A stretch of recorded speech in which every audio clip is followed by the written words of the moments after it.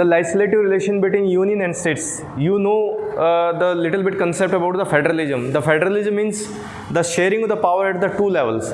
The one side we have the central government, the federal government. On the other side we have the state provincial government. Earlier the states were known as the provincial states, right? आज भी अगर आप UP में देखोगे तो PCS बोलेंगे, provincial civil service, ठीक है ना. Later on we call it states, क्योंकि पहले के कॉन्सेप्ट में स्टेट्स का मतलब जो कंट्री होता है, ठीक है, जैसे हम इंटरनेशनल लॉ में पढ़ते हैं. तो यहाँ पे अब जहाँ पे छोटे कंट्री हैं, वैसे चाइना इसका एक एक्सेप्शन, चाइना बहुत बड़ा कंट्री है पर यूनिटरी सिस्टम है वहाँ पर, ठीक है ना. लेकिन कुछ कंट्रीज़ में आप देखोगे कि जो 35 के आसपास ऐसे कुछ कंट्रीज़ हैं जहाँ पे फेडरल स्ट्रक्चर है, और बाकी के जो कंट्रीज़ में क्या है, यूनिटरी कॉन्सेप्ट है. यूनिटरी मीन्स सारी की सारी जो सेंटर पावर है वो एक सेंट्रल गवर्नमेंट यानी एक ही गवर्नमेंट के पास होगी, तो वहीं से पूरा एडमिनिस्ट्रेशन चलेगा. लेकिन जहाँ पर आपका फेडरल स्ट्रक्चर्स है, जहाँ पर ऐसा लगता है, देखिए इंडिया में तो हिस्टोरिकल रीजन्स की वजह से फेडरल स्ट्रक्चर है, ठीक है, क्योंकि बहुत सारी रियासतें मिलकर बनी हैं, तो इस तरीके से उनका अपना पहले से ही एक एडमिनिस्ट्रेशन का सेटअप था, तो वो कैरी फॉरवर्ड किया. और वो ब्रिटिशर्स जिस तरीके से हमारे हिस्टोरिकल बैकग्राउंड से रहा, तो अब कनाडा है, कनाडा में भी आपका फेडरल स्ट्रक्चर मिलेगा, यूएस में मिलेगा आपको, और आपका ऑस्ट्रेलिया में भी फेडरल स्ट्रक्चर मिलेगा, ठीक है. लेकिन यूके, वहाँ खुद फेडरल स्ट्रक्चर नहीं है, जिन्होंने हमारे ऊपर राज किया, ठीक है. तो ये तो जो फेडरल हिस्टोरिकल रीजन्स हैं. अब पावर शेयरिंग मैकेनिज्म वो कैसे हो, अगर मैं बात करूं आपकी इसमें, जैसे आपका यूएसए है, आपका ऑस्ट्रेलिया है, यहाँ पे क्या है कि आपकी सिर्फ दो लिस्टें हैं, आपकी यूनियन लिस्ट और आपकी स्टेट लिस्ट, वहाँ तीसरी लिस्ट नहीं है. तो यानी जो रेजिडरी सब्जेक्ट रह गए वो सारे के सारे आप ये लगा लीजिए कि आपके इन्हीं के पास हैं. लेकिन ऑन द कॉन्ट्रेरी कनाडा और इंडिया, यहाँ पे जो रेजिडरी पावर्स हैं वो यूनियन को दी गई हैं. तो इट मीन्स यहाँ पे जो अपना यूनियन है वो स्ट्रॉन्गर है. और अगर हम यूएसए का देखें, 50 स्टेट्स, कोई चेंज नहीं, रेजिडरी पावर स्टेट्स को, तो उनके स्टेट्स ज़्यादा पावरफुल हैं as compared to the Indian states, ठीक है. तो यहाँ पर जो रेजिडरी पावर है सेम इसको रेप्लिकेट किया गया है. अगर आप देखेंगे residuary power article 248 entry 97 of the list 1, तो आपने क्या जाके देखना है, जो लिस्ट 1 है आपकी 7th शेड्यूल में ये पावर मैकेनिज्म का फार्मूला दे रखा है. List 1, list 2, list 3, union list, state list, union and state list, यानी इस पर यूनियन और स्टेट दोनों लॉ बना सकते हैं. तो यहाँ से आपको पता लगता है, अगर मान लिया सपोज आप पार्लियामेंट हैं, आपको किस सब्जेक्ट पे लॉ बनाना है.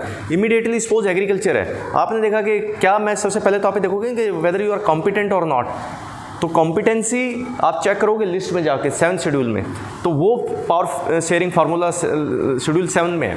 तो आप वहाँ पे जाके देखोगे कि यार मेरा तो जो एग्रीकल्चर सब्जेक्ट है वो तो स्टेट लिस्ट में है, तो मैं अब कुछ नहीं कर सकता पार्लियामेंट.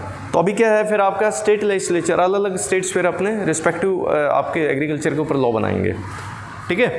तो जैसे आपने देखा भी होगा कि एग्रीकल्चर पे जो इनकम होती है उस पर आपका सेंटर का कोई लॉ नहीं होता, जैसे आपका इनकम टैक्स है या आपके और दूसरे जो हैं. तो ये यहाँ से आपको पता लगता है कि कहाँ पे कौन किस उसकी कॉम्पिटेंसी है, आपकी लेजिस्लेचर पार्लियामेंट की कहाँ कॉम्पिटेंसी है, स्टेट ही कहाँ है. अब वो याद तो रहेगा नहीं, ये एंट्रीज कई बार वैसे स्टेट में तो नहीं जनरली पूछा जाता, लेकिन बेसिक सी चीज़ें आपको थोड़ा आइडिया होना चाहिए. अगर मैं बात करता हूँ डिफेंस फोर्सेस, अब अपने आप आपका अपना लॉजिक लगाइए, क्या Haryana army, Punjab army, Kerala army होगी?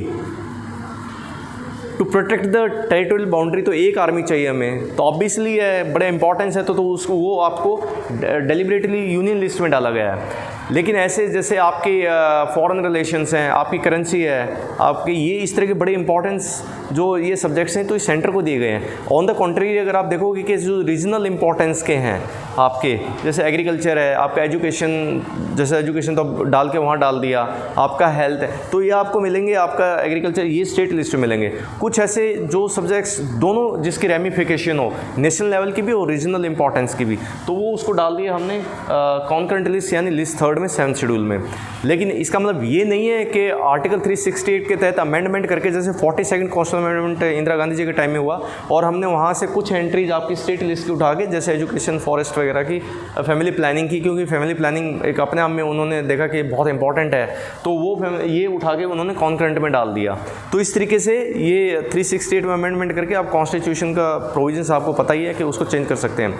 लेकिन जहाँ पे अगर स्टेट्स अफेक्ट हो रहे हैं, तो आर्टिकल 368, आपने वो मेरी वीडियोस नहीं देखी होगी 100% आई एम श्योर, उसे समझा रखा है कि जहाँ स्टेट के जैसे आपका प्रेसिडेंट है, हाई कोर्ट है, सुप्रीम कोर्ट के, इस तरह के जो उसमें लिस्ट बना रखी है, अगर वहाँ पे आपको कोई अमेंडमेंट करना है उसमें, तो 50% स्टेट्स की कंसेंट भी होनी चाहिए। जैसे हम GST लेके आए, टैक्सेशन लेके आए, तो GST तभी आया जब स्टेट्स रेडी हुए, ठीक है ना। तो ये कॉन्स्टिट्यूशन का इस तरीके से थ्रेडबेयर है कि एक चीज़ एक दूसरे से कनेक्टेड है।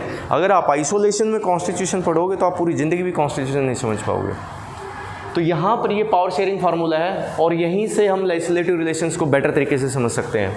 अब आर्टिकल 245 आपका जुडिक्शन। अब जुडिक्शन ऑब्वियसली है आपकी टेरिटोरियल जुडिक्शन है, तो टेरिटोरियल, अब गवर्नमेंट ऑफ इंडिया है, अब टेरिटोरियल जुडिक्शन यानी आपकी जहाँ पूरे बना सकते हैं। एक्स्ट्रा टेरिटोरियल जुडिक्शन आपकी हमारे जो ऑब्जेक्ट्स हैं, हमारे शिप हैं, हमारे सिटीजन हैं, अगर वो बाहर भी हैं तो उसके ऊपर हमारा लॉ लागू होगा। एक्स्ट्रा टेरिटोरियल जुडिक्शन इसको बोलते हैं, समझ में आता आपको। और यहाँ पर सिर्फ और सिर्फ पार्लियामेंट कॉम्पिटेंट है, स्टेट नहीं है। स्टेट अपनी सिर्फ स्टेट की जो बाउंड्री के ऊपर लॉ बना सकता है। जैसे पंजाब है तो पंजाब अपनी जो पंजाब की टेरिटोरियल जुडिक्शन है उसी के ऊपर लॉ बना सकती है, उनकी पंजाब की असेंबली। तो यहाँ पर आपका फिर आ जाता है 242, ये सेकंड टाइप की जुडिक्शन यानी सब्जेक्ट मैटर की। सब्जेक्ट मैटर को आपको यहाँ से पता लगेगा list 1, list 2, list 3 7th schedule से। तो ये आपको साफ साफ पता लगेगा कि कहाँ पे कौन सा कॉम्पिटेंसी रखता है। आपका आर्टिकल 247 है, पार्लियामेंट है, एडिशनल कोर्ट्स है। अगर पार्लियामेंट को ये लगता है कि हमें कुछ और कोर्ट्स क्रिएट करने चाहिए उन मैटर्स के लिए जो आपकी यूनियन लिस्ट में है, मान लिया आपके यूनियन लिस्ट में बैंकिंग है, ठीक है ना, अब बैंकिंग रेगुलेशन आपकी पार्लियामेंट ने ही बनाना है। अगर वहाँ पे कोई इकोनॉमिक ऑफेंसेस हैं, उसके लिए अगर कोई एजेंसी क्रिएट करनी है या उसके लिए कोई कोर्ट क्रिएट करना है एडिशनल, तो पार्लियामेंट कॉम्पिटेंट है इसके बनाने के लिए, ठीक है ना। जैसे मान लिया मैं बोलूँ कि NIA कोर्ट बना दिया, नेशनल इन्वेस्टिगेटिंग एजेंसी बना दी, तो NIA court special designated NIA court बना दी है, ठीक है ना। स्टेट में उसमें कॉम्पिटेंसी नहीं है, सिर्फ वो पार्लियामेंट की कॉम्पिटेंसी है, ठीक है। तो अब आपका article 248 residuary power. Residuary power क्या होता है कि आपके पास ये चीज़ें डिफाइन है। मैंने उसका कैनेडियन जो कॉन्स्टिट्यूशन है आपका उसको देखा कि 1867 में, तो उसके मैंने बाद में उसके और भी चेंजेज आए हैं। तो वहाँ पर आपकी एंट्री वो सेक्शन 91 एंड 92, जैसे हमारे कॉन्स्टिट्यूशन में तो हम आर्टिकल बोलते हैं, कैनेडियन कॉन्स्टिट्यूशन ज़्यादा देखोगे तो वो सेक्शन बोलते हैं। तो सेक्शन 91, 92, सेक्शन 91 में जो है फेडरल गवर्नमेंट यानी सेंट्रल गवर्नमेंट जो लॉ बना सकती है वो लिस्ट है, और उनकी लिस्ट में देखिए ज़्यादा बड़ी नहीं थी, यही 20-21 के आसपास था। और ऐसे फिर 92 में जो उनकी प्रोविंशियल गवर्नमेंट है वो लॉ बना सकती है, वो भी एंट्री ज़्यादा है। लेकिन हमने बिल्कुल खुल के बहुत एलोबरेटेड तरीके से एंट्रीज डाली हैं आपकी लिस्ट 1 और लिस्ट 2, लिस्ट 3 में, ताकि पहले से चीज़ें वेल डिफाइंड हो, कन्फ्यूजन ना हो, ठीक है। लेकिन फिर भी उनको पता था, they were very well aware about it कि the things we can not imagine anticipate as of now, something may crop up after 50 years, 30 years, 40 years. मान suppose if you are talking about the space energy, nuclear energy, क्या ये state का subject हो सकता है? It would be disaster. तो obviously it should be handed over to the parliament, central government के पास ही होना चाहिए, है ना। तो यहाँ पर जो डेलिबरेटली आपकी 97 लिस्ट जो आखिरी लिस्ट होगी, ये आप चेक कर लेना लिस्ट 1 का, तो लास्ट एंट्री है और इसमें साफ साफ बोल दिया कि जो चीज़ें लेफ़्ट आउट रह गई हैं वो सारी के सारी हमने वो पार्लियामेंट को दे दी हैं। तो this is called residuary power, बचा कुचा, ठीक है ना। और यही जो रेज्यूडरी पावर अगर US वगैरह में देखेंगे तो वो उनके स्टेट्स के पास है, लेकिन हमारे पार्लियामेंट के पास है। अब आर्टिकल 249, आर्टिकल 249 जो आपका पार्लियामेंट ऑन, देखिए इसमें क्या है कि राज्यसभा क्या है, Rajya Sabha the council of states, जैसे हरियाणा से 5 आते हैं, अलग अलग स्टेट्स के अलग अलग रिप्रेजेंटेशन है, यूपी का जैसे सबसे ज़्यादा 31 है। तो इस तरीके से जो कंपोजिशन बनती है, तो they are the representative of the states, they are not direct elected, ठीक है ना। असेंबली, स्टेट असेंबलीज उनको इलेक्ट करके भेजती हैं और they are representing the interest of the concern states, जिस स्टेट से वो आए हैं। तो वहाँ पर वो अपने उनको ये पावर दे दी कि कभी कभार ऐसा लगता है कि नेशनल इंटरेस्ट में ये लॉ बनना चाहिए, लेकिन पार्लियामेंट कॉम्पिटेंट नहीं है उस लिस्ट में। अगर लिस्ट 2 की बात करें तो यहाँ पे तो स्टेट कॉम्पिटेंट है सिर्फ, ठीक है, यहाँ लिस्ट 3 में दोनों हैं, लेकिन मान लिया मैं आपको बताता हूँ जैसे एग्रीकल्चर है। अब एग्रीकल्चर क्या है कि स्टेट सब्जेक्ट है, लेकिन अब ये लगा कि राज्यसभा के लोगों को, they are the elder citizen, तो उनको लगा कि सीनियर हाउस है कि यस ये एग्रीकल्चर पे काफ़ी ह्यू एंड क्राई है और काफ़ी इसमें डिसिमिलरिटीज़ हैं, तो एग्रीकल्चर पे पार्लियामेंट को लॉ बनाना चाहिए to bring the uniformity across the country. तो वहाँ पर फिर ये एक रेजोल्यूशन लेके आएंगे और that resolution should be pass by special majority 2/3 present and voting.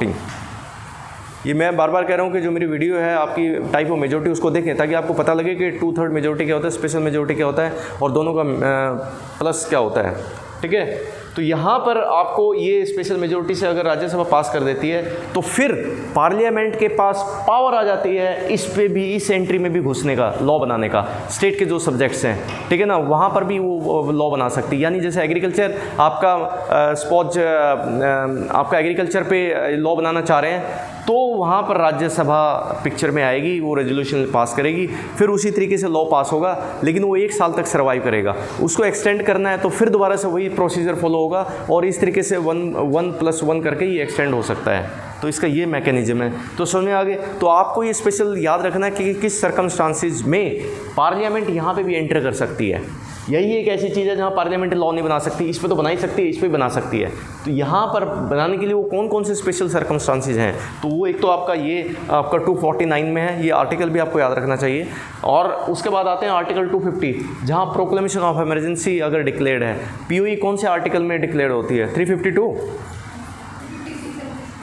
356 में आपकी क्या है? That is basically you can, हम बोल देते हैं state emergency, that is called president rule. In fact common parlance में उसको हम स्टेट इमरजेंसी बोलते हैं, but that is not emergency after all, that is a president rule. जैसे हम बोल देते हैं ना सेंटर कहीं नहीं मिलेगा, कॉन्स्टिट्यूशन मिलेगा, दैट इज़ ए यूनियन, लेकिन कॉमन पार्लेंस में पॉलिटिकल साइंस या पब्लिक एडमिनिस्ट्रेशन वाले इसको सेंट्री बोलते हैं।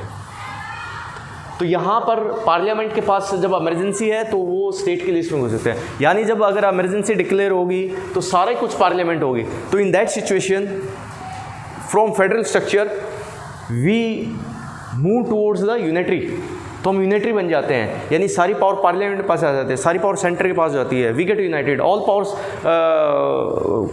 Centralise to the central government, union government. क्यों?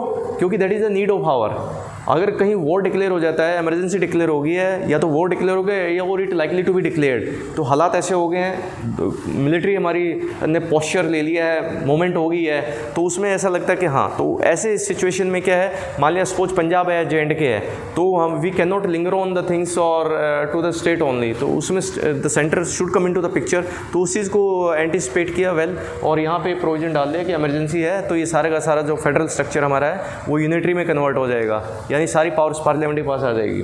तो ये आपका ये स्पेशल जो दोनों चीज़ें हैं। अब आ जाइए आर्टिकल 251, रिपुग्नेंसी यानी अपोजिट। अगर आपका आर्टिकल 249 और 250 जो अभी हमने इन्विसाज किया, जो डिस्कस किया, उसके तहत अगर लिस्ट 2 में इन्होंने लॉ बना दिया पार्लियामेंट ने, और साइमल्टेनियसली, इसका मतलब ये नहीं है कि स्टेट लॉ नहीं बना सकता, स्टेट ने भी लॉ बना दिया आपने, तो अगर उनमें कोई कन्फ्लिक्शन है, या तो स्टेट का लॉ पहले से है, मान लिया सपोज मैं बात करता हूँ आपकी मनी लैंडिंग की या एग्रीकल्चर की, उसका स्टेट का कोई लॉ है, लेकिन इन दो पेक्युलर सर्कमस्टांसेस में पार्लियामेंट ने लॉ बना दिया।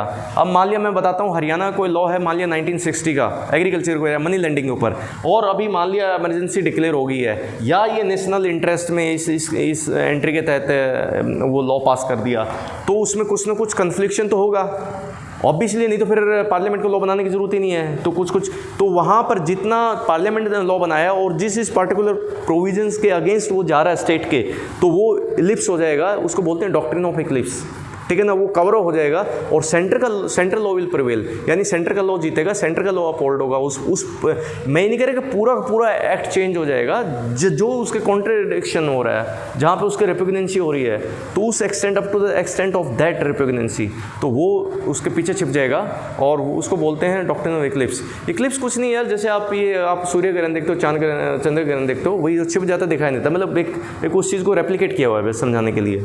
तो यहाँ पर उस केस में क्या है कि आपका सेंट्रल लॉ विल प्रिवेल, ठीक है। जैसे ही इमरजेंसी आपकी हटी और यहाँ पे इसका टाइम पीरियड 1 ईयर है या आगे एक्सटेंड नहीं किया, तो फिर उल्टा क्या है कि state law will come into the picture, ठीक है।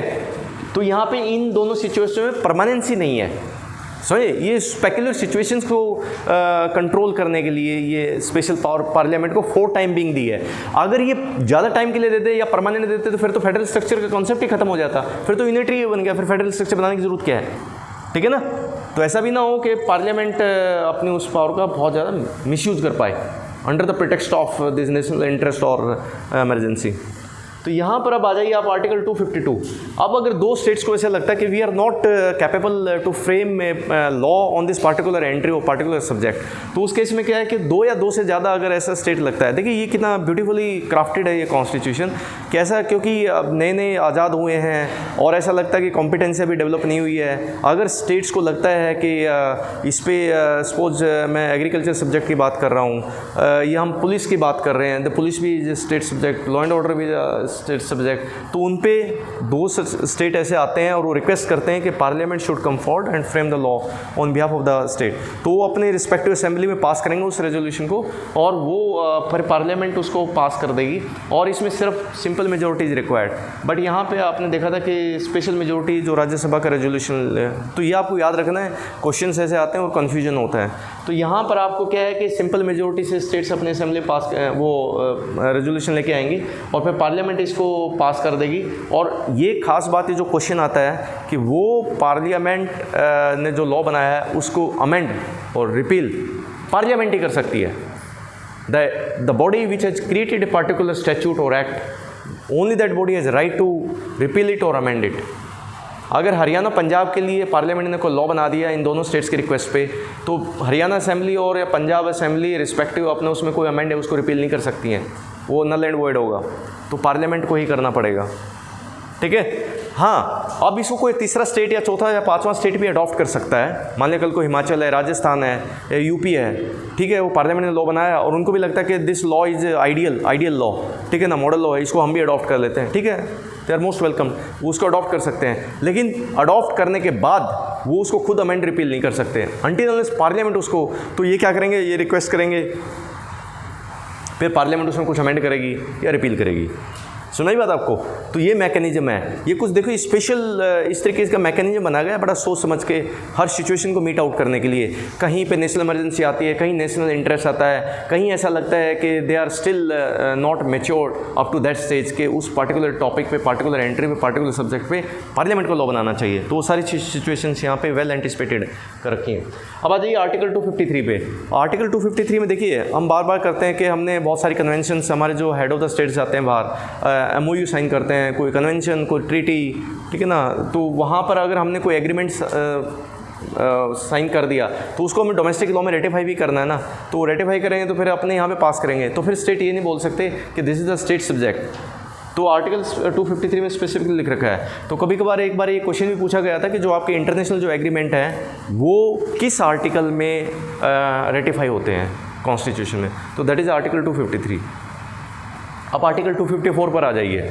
आर्टिकल 254 क्या है कि जैसे पार्लियामेंट, ऑब्वियसली आपको पता है, यहाँ पर आपको याद रखना है कि इसमें कभी कन्फ्यूजन नहीं होना है। आर्टिकल 251 और 250 आपका 4, इन दोनों में ये लिस्ट 2 के ऊपर है। अगर मैं बात कर देता हूँ article 251 deals with list 2, list 3, it will spread the confusion to you, तो यहाँ पे आप कंसंट्रेटेड हो जाइए। तो ये लिस्ट 2 से डील करता है और ये लिस्ट 3 से डील करता है। और यहाँ पर अगर पार्लियामेंट लिस्ट 3 पे कॉम्पिटेंट है बनाने के लिए, स्टेट भी कॉम्पिटेंट है। मैं बात करता हूँ फैमिली प्लानिंग, ठीक है ना, मैं बात करता हूँ जैसे क्रिमिनल प्रोसीजर, आपका CRPC है। अब जैसे मान लिया मैं यूपी में बात करता हूँ, एंटीसिपेटरी बेल नहीं है, लेकिन हरियाणा में एंटीसिपेटरी बेल है, पंजाब में, तो रिस्पेक्टिव स्टेट अपना अमेंडमेंट कर सकता है क्योंकि वो कॉन्करेंट लिस्ट में आता है। तो यहाँ पर अगर दोनों में कन्फ्लिक्शन आ जाता है, सेंट्रल लॉ और स्टेट लॉ में, तो again central law will prevail. तो इसलिए मैंने जो बना रखा है, union list will prevail over the state list, ये इस ग्रेटर देन स्टेट लिस्ट। तो ये आपको याद रखना है, ऑब्वियसली है। अब ये अगर ये सारा कंसेप्ट आपको समझ में आ रहा है, स्कीम, फेडरल स्कीम समझ में आ रही है, तो फिर तो कुछ बात ही नहीं है ये। तो यहाँ पर आपका फिर क्या है, दोबारा से जो सेंट्रल लॉ है that will prevail over the state law up to the extent of inconsistency, repugnancy, ठीक है। अब आर्टिकल 255 ये नथिंग, इट इज, ये कुछ नहीं है, it is a procedure, it deals with the procedure only. कभी कभार आपने देखा होगा कि कोई बिल लेके आना है तो फर्स्ट स्टेज पे क्या है कि you require the president assent, president की असेंट चाहिए, फिर आप अपना लॉ लेके आएंगे। पर कभी कभार ऐसा हुआ कि वो बाई चांस मिस्टेक हो गई और आपने लॉ पास कर दिया, ठीक है ना। तो लेकिन फिर भी ये क्या ऑप्शन देता है कि आप उसको बाद में पास करा लीजिए, it is just procedural matter. तो उसके ग्राउंड पे, सिर्फ उसके ग्राउंड पे ये एक प्रोसीजरल फॉर्मेलिटी है, तो लॉ इनवैलिड नहीं होगा। तो 255 में इसको प्रोटेक्ट किया गया है। तो आपसे क्वेश्चन पूछा जा सकता है कि where there is a specific provision where the president assent is required और governor assent is required but the legislature passed it later on, they got the approval of the president or the governor oblique wherever it is required. तो क्या वो law जो है it would be valid or invalid? It would be valid. Just due to mere procedural lapses, a law cannot be declared as invalid. Just for sake of the approval or assent of the president oblique governor. ये राज प्रमुख वगैरह पहले J&K के मामले में था, अब वो कॉन्सेप्ट ही नहीं रहा वहाँ। तो ये जो सारा आपका है, ये आपके बात करता है legislative relations between union and states. तो things are very clear under what circumstances the centre, the union can enter into the domain of state. National interest on the resolution of the Rajya Sabha under article 249। Second ground under the proclamation of emergency 250 where the national emergency is imposed. Then the third is Article 253 when it comes to the international agreement, ratification of the international agreement, right? So these are the three situations where this thing can be happened. Or on the initiation of the states, more than 2 states, under Article 252, the parliament may frame the law on the state list. तो ये आपको याद रखना है कि कहाँ पर आपकी कौन से पेक्युलर सर्कमस्टांसेस जहाँ पे यूनियन स्टेट की लिस्ट में जा सकता है। और अगर कन्फ्लिक्शन है तो यूनियन जो लॉ है वो दैट विल प्रिवेल। और in case of the concurrent है तो ये तो साफ साफ है ही। तो कॉन्करेंट में तो आपका है ही कि सेंटर विल प्रिवेल, ठीक है ना। तो this is very simple, very logical. अगर आप इस तरीके से याद रखोगे तो चीज़ें याद रहेंगी। तो ये जो आपका टेबल सी बनाई है, तो इससे आप आर्टिकल्स भी याद रख सकते हैं। कभी कभार क्या होता है, मैच द फॉलोइंग आ जाते हैं और वहाँ पर आपको कंसेप्ट तो आता है लेकिन वो आर्टिकल याद नहीं है। तो आर्टिकल याद ना होने की वजह से आपका सारा, तो आपको याद रखना चाहिए कि 245 है। अच्छा, 245 deals with the territorial जुडिक्शन, extra territorial जुडिक्शन। Extra territorial जुडिक्शन deals with the centre only. फिर आपको 253, अच्छा फिर वो सब्जेक्ट मैटर भी तो होने चाहिए, एग्रीकल्चर है, बैंकिंग है, डिफेंस है, क्या अच्छा वो 7th शेड्यूल में हो, तो इसको 246 red along with the 7th schedule. फिर अब इसके बाद क्या आ जाएगा, फिर इसके बाद क्या है कि आपको देखना है, ये इतना इंपॉर्टेंट नहीं है पर याद रखना चाहिए कि एडिशनल कोर्ट्स अगर पार्लियामेंट को लगता है कि जो यूनियन के सब्जेक्ट्स हैं उनको डील करने के लिए तो क्रिएट किए जा सकते हैं। अब मेन आ जाता है आपका ये इंपॉर्टेंट कि 248 रेज्यूटरी। तो रेज्यूटरी में आप किसी तरीके से याद रख सकते हैं 2 का मल्टीप्लाई 2 का स्क्वायर 4 का स्क्वायर आपका 8, ठीक है ना, इस तरीके से। तो आपको एक पिक्चर होनी चाहिए कि इसका स्क्वायर ये, इसका स्क्वायर ये, ठीक है ना। अच्छा, रेज्यूटरी, तो इसको एंटिसिपेट किया, रेज्यूटरी किससे, आपका एंट्री 97 है। और रेज्यूटरी पावर कभी कभार आपको पता होना चाहिए कि रेज्यूटरी पावर कहाँ किस कंट्री का क्या पोजीशन है, मैं बता चुका हूँ ऑलरेडी।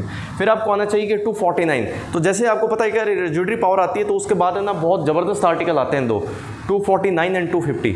तो 249 जो है आपका वो आपका नेशनल इंटरेस्ट को डील करता है on the initiation of Rajya Sabha. और आपका 250 है, तो 250 को आप ऐसे याद रख सकते हो भैया कि इसमें भी जो POE है, इसमें भी O है, इसमें भी 0 है, O है। तो आप इस तरीके से याद रख सकते हो, जस्ट अपनी उसको मेमोरी को एक लॉन्गर टाइम के लिए याद रखने के लिए किस तरीके से, जैसे मैंने इसको बोला कि ये ऐसे करके, ठीक है ना। तो यहाँ पर आपका ये पार्लियामेंट्री पावर आ जाती है स्टेट लिस्ट में। अब 251 जो है रिपेग्नेंसी है, और रिपेग्नेंसी यार ये ओड नंबर है तो इसको आप किसी तरीके से भी सोच सकते हो कि इसके बाद अगर दोनों में लिस्ट 2 में कन्फ्लिक्शन आ जाता है, लिस्ट 2 ये जो ये बात कर रहा है आपकी, ठीक है। तो आप इसको मैंने बता दिया कि अगर इन 2 पर्टिकुलर सिचुएशन में और स्टेट के साथ कन्फ्लिक्शन तो ये प्रिवेल करेगा। अब आ जाता है कि 2 या 2 से ज़्यादा स्टेट्स अगर रिक्वेस्ट करते हैं खुद आपकी कि भैया अगर आप बनाइए हमारे लिए लो, तो ये वो सिचुएशन थी। और 253 आपका एक अलग सा ही तरह का आर्टिकल है, इनसे मतलब कोई लेना देना नहीं है। तो ये इंटरनेशनल एग्रीमेंट्स की बात करता है। 254 बहुत इंपॉर्टेंट हो जाता है, तो आपको 251 और 254 इकट्ठा लिखना चाहिए याद रखने के लिए। तो 1 तो ये सिचुएशन को डील करता है, लिस्ट 2 की बात करता है, और ये लिस्ट 3 की बात करता है। 254 जो हमने बात किया, 255 अप्रोच जगह है। तो इस तरीके से आपको सारे आर्टिकल्स भी याद हो जाएंगे, आपका कंसेप्ट भी स्ट्रेंथन होगा इस तरीके से। तो ये जो है आपका, अब हमारा जो नेक्स्ट लेक्चर होगा वो बात करेंगे हम आपका doctrine of pith and substance. अब जैसे बहुत सारा कई बार ऐसी चीज़ें आ जाती हैं कि मान लिया एग्रीकल्चर, जैसे अभी एग्रीकल्चर लॉ ठीक है रिपील कर दिए, अदरवाइज इसको कोर्ट में चैलेंज किया गया कि जो एग्रीकल्चर है तो स्टेट सब्जेक्ट है, लेकिन एग्रीकल्चर में बिजनेस भी तो किया जा सकता है ना। तो वो जो 3 लॉज किए थे वो चैलेंज किए थे, तो सेंटर बोल रहा था कि नहीं इस पर हमारी जुडिक्शन है, और स्टेट कह रहा था कि सेंटर की जुडिक्शन ही है। पंजाब ने तो बिल्कुल लॉ भी पास कर दिया था अपना। तो इस तरीके से हम देखेंगे क्या अगर इसे बिल्कुल हम हार्ड एंड फास्ट फार्मूला लगेंगे कि बिल्कुल ऐसे स्टिक जैकेट टाइप फार्मूला रखेंगे तो फिर लॉ बन ही नहीं पाएगा, कोई ना कोई टच करेगा और लॉ इनवैलिड हो जाएगा। तो इसलिए फिर जुडिशरी ने with the pace of time, ये कैनेडियन डॉक्ट्रिन्स थी, प्रीवी काउंसिल ने इसको डेवलप किया, उसको हम नेक्स्ट लेक्चर में डेवलप की कैसे सर्वाइव करने के लिए, वर्केबल करने के लिए अगर इंसिडेंटल टच भी कर रहा है तो कोई दिक्कत नहीं है। हम ये देखेंगे पिथ एंड सब्सटेंस का मोटो क्या है इस लॉ का, इस लॉ का एक्चुअल मीनिंग क्या है, क्या किस पर्पज के लिए लेके आया है, लार्जर इंटरेस्ट क्या है, तो वो चेक करके फिर हम देखेंगे साइड में अगर टच भी कर रहा है तो नो इशू। तो that is pith and substance, वो हम नेक्स्ट लेक्चर में देखेंगे।